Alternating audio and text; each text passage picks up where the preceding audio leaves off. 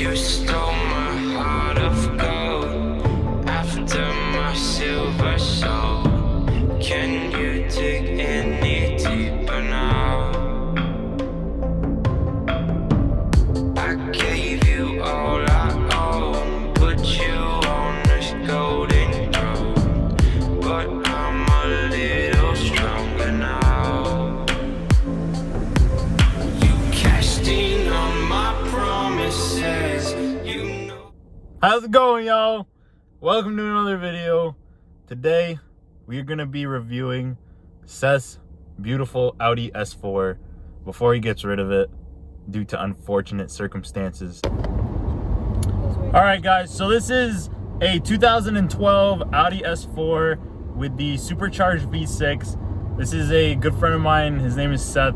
He let me take his car out on this drive for a little bit. We're gonna switch back. He's gonna drive it after I'm done recording this. But yeah, so he's letting me drive this car. Basically, wanted to give you guys a rundown because this is I find a popular tuner car for a lot of people. It's kind of affordable for most people, at least. I think he got this car for like 25K all in. It's got 120,000 kilometers, 6-speed manual, so it's great. So like, it's a really great base to start with, and like from what I've heard, these engines are just bulletproof. You can romp on them and beat the snot out of them as much as you want. But you know, typical Audi stuff is usually the stuff around the engine that ends up going, but the engine itself is really good.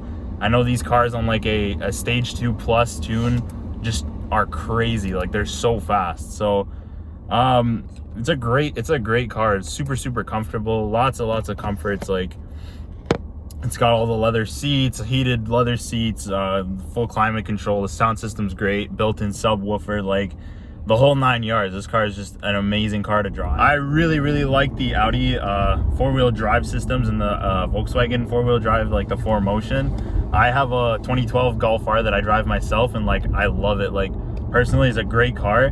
I'll do another review of that car after too. But this car, for what it is, honestly, it's just a 4-door, you know, sedan with a supercharged V6 and a manual transmission. Like, it's all year round you can drive it, because like, you know, we live in Canada, so you 100% need something all-wheel drive for the winter is like ideal. And it's just, you know, it's just a great car to drive around. It's a lot of fun. The four-wheel drive in this car, I'm not sure if it's the same as my Golf, but in my Golf, it disengages the rear wheels after a certain speed. This car, I'm not sure if it does the same, but this car is a rear-wheel drive bias, which is what I like a lot. And I would have much rather bought one of these than my Golf R, but the rear-wheel drive bias is a lot of fun, because in the front-wheel drive bias cars, you put your foot down and like, you can feel it pull you, but you know that it's not tucking as it should. Whereas like the rear-wheel drive bias, it tucks the power in, and like you take off like a rocket ship. And like, this car is just, it's a hoot and a half to drive. Like, I'm giving this car a 10 out of 10. I'm gonna get some outside clips of this car, show you guys, like, you know, the aesthetics of it. It's a really good looking car. If you're single and you want to pick up girls, it's definitely a good car to own, because like, you 100%, you know, girls love Audis. So like, if you want to pick up girls, definitely buy it now. So one thing I want to talk about with this car is the manual transmission. Now, a lot of newer cars these days don't do manual very well. And by that I mean, like, it's a manual transmission, yes, but like, it doesn't feel like a manual transmission. If you drive manual a lot, you know what I mean. Like, you like to be able to feel the car going into the gears, and like, you like to feel like I can downshift and like rev match and do whatever I want, and the car responds to it. A lot of newer cars these days don't do that, but this car, like, Audi did a really good job with this car, and you feel that. Like, you can drive this car and like really drive it, and the transmission, like, everything in this car responds to what you're doing. It's not like you're driving a computer. So definitely really good transmission. I am enjoying the manual version of this, because I did drive the DSG version of this, and I am enjoying the manual a lot more. One thing though that I did like about the DSG that I didn't like about this one is the launch. The launch in this car with a manual it's a lot more rough, because you're using the clutch yourself.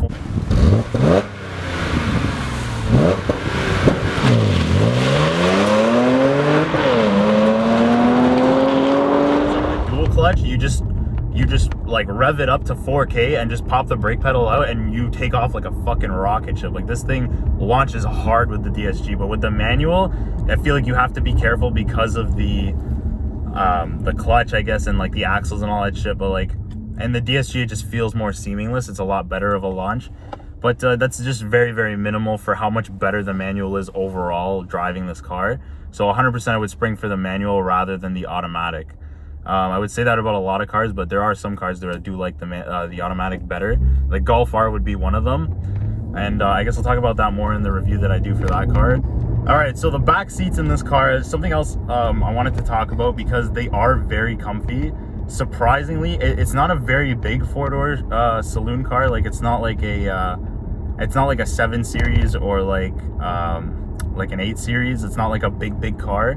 Like this car is like it's a smaller four-door. So like if you do have friends who are like a 6 feet or like, you know, close to 6 feet, they're not going to be sitting in the back too comfortably. I know that because yesterday we had 2 of my friends in the back seats and 2 of my taller friends in the front seats, and like the guys in the back seats weren't very comfortable, so they ended up switching to a different car, which is like they're driving in a GS 300, which is like a bigger body four-door. But they are comfortable. Like I'm 5'7", and I sit in the back perfectly fine in this car. Like I enjoy it a ton, so it is definitely comfortable. But for taller people, I don't think it's as comfortable for them. But it's just like one very minimal thing. I mean, if you're buying this car to drive it, then it's not a big problem.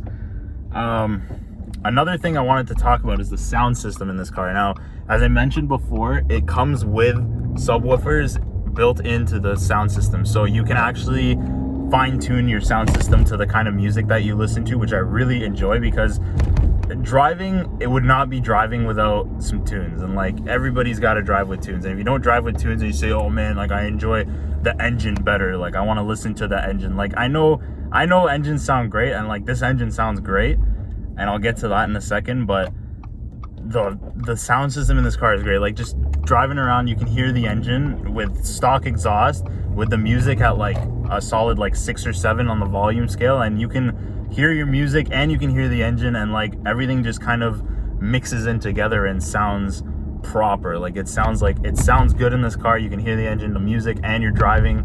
It's a nice, stable, fun car to drive. So like all in all, it's just like everything kind of winds up good together. And like I would expect that from an Audi. Like it's more of like the higher end German technology where they really take their time to make sure everything in the car works properly. And like honestly, stock, it's a great car, and like I could only imagine the potential it has from upgrading it, and upgrading it would definitely give you way more fun in the corners and way more fun on the straight line, but would take more away from the comforts of the car, I feel, at least. But for what it is as a stock car, it really drives nice.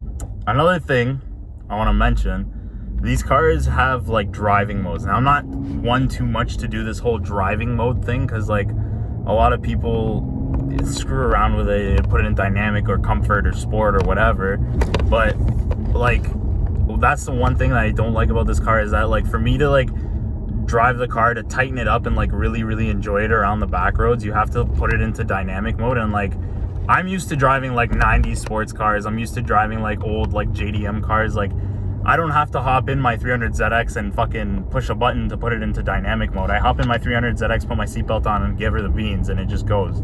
So like that's one thing that I don't really like about this car, is that like you have to sit down and make sure that it's like in the proper modes so that you can drive it.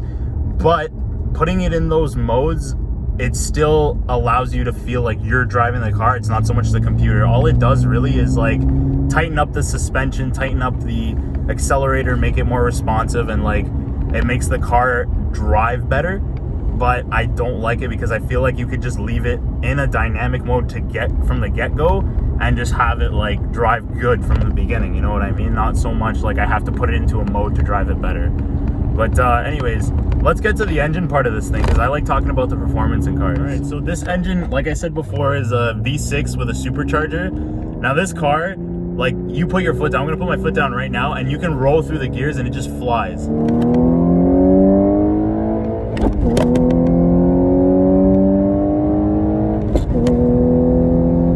Like that was 150. and that was just second to fourth, and not in a very long time span, and you're up there already in the speed. So on the highway and stuff like that, it's definitely like a very smooth car to drive, and like it goes around the highway like no problem. You get to your destination, it's nice cruising speed. You can cruise at like $150, no problem. So anyways, the engine's got really smooth power delivery, and I get that because it's a supercharger on a V6. So you have like almost a naturally aspirated power band, but it kicks you. It's not so much like a regular naturally aspirated car, like a V8 naturally aspirated car, where like you put your foot down and it kicks you. But like this thing, because of the supercharger, and like once you're up in the revs and that thing's spinning, like once you put your foot down, it just kicks you in the back and you're flying. So the engine wise is very powerful, and it's got great power for like a starting car, especially if you're looking for like something to go around back roads and have a good time. The engine's great for that. Transmission's great for that, and like the power delivery wise it's all great for that. So I would highly recommend like this car if you want to get into tuning and you want to get into, you know, track driving or back road driving, like something to enjoy driving daily, but you can also have fun in. This is a great chassis to start with, or even to like get into afterwards. And I honestly, like 10 out of 10, like this car, okay, in reality, this car, I'll give it like an 8 out of 10. Like I enjoy it out of an 8 out of 10. Like I wouldn't like go out of my way and spend extra money on one, but if you could find a good deal on it, 100% pick it up, because like it is a fun car to drive. This is a great car to drive. Thank you, Seth, for letting me drive this thing, letting me shoot a review of it. And I know you're gonna miss this car a lot when it's gone, but hey, you know, once everything gets sorted out, maybe you can get back in one and we can get it to a stage 2 plus and have some real fun, you know.